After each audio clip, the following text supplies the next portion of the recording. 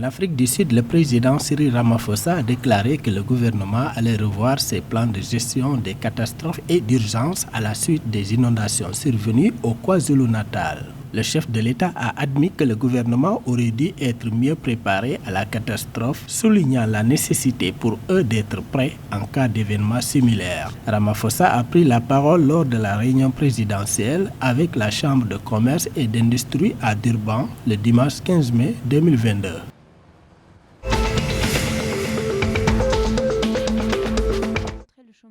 La Namibie a lancé un fonds souverain des mois après les découvertes de pétrole par les géants pétroliers Total Energy et Shell au large de ses côtes. Lors du lancement jeudi 12 mai dans la capitale Windhoek, le président Ange Geingob a déclaré que le fonds Welwitschia recevrait une injection initiale de 262 millions de dollars namibiens et allait investir 2,5% de son portefeuille localement pour combler le déficit de financement des infrastructures du pays. Selon le chef de l'État, le fonds percevra une partie des redevances sur toutes les ressources minérales vendues ainsi que des recettes fiscales et de l'argent collecté par le gouvernement en se départissant de ses avoirs d'investissement.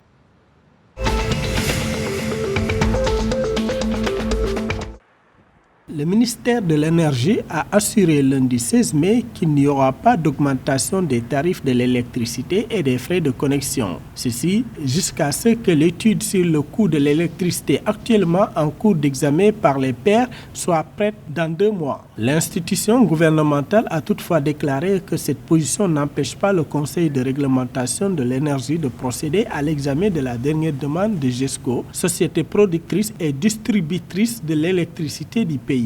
Celle-ci vise à réviser les frais de connexion. Dans sa dernière demande, GESCO a indiqué qu'il avait eu des difficultés à connecter rapidement de nouvelles applications pour l'électricité, ce qui entraînerait un arriéré de nouvelles connexions de 67 000 au 31 décembre 2021.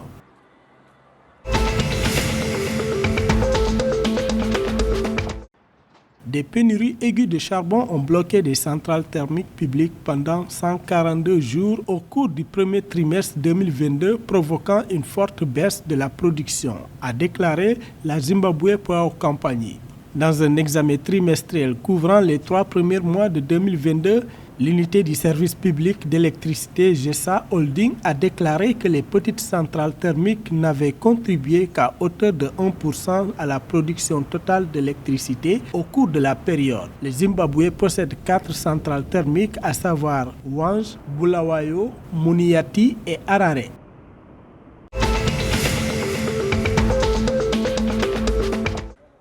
La capitale angolaise accueille ce lundi 16 mai le 8e congrès et exposition du pétrole africain dans un acte qui sera présidé par le chef de l'État angolais, João Lourenço. Selon le programme, entre autres activités, une intervention du ministre des Ressources minérales, du pétrole et du gaz, une présentation de la raffinerie de Soyo, la signature du protocole d'accord entre Afreximbank et l'Organisation africaine des producteurs de pétrole et de gaz, APO. Selon les informations, il s'agit d'un mémorandum qui crée un fonds d'investissement pour les projets énergétiques des pays membres.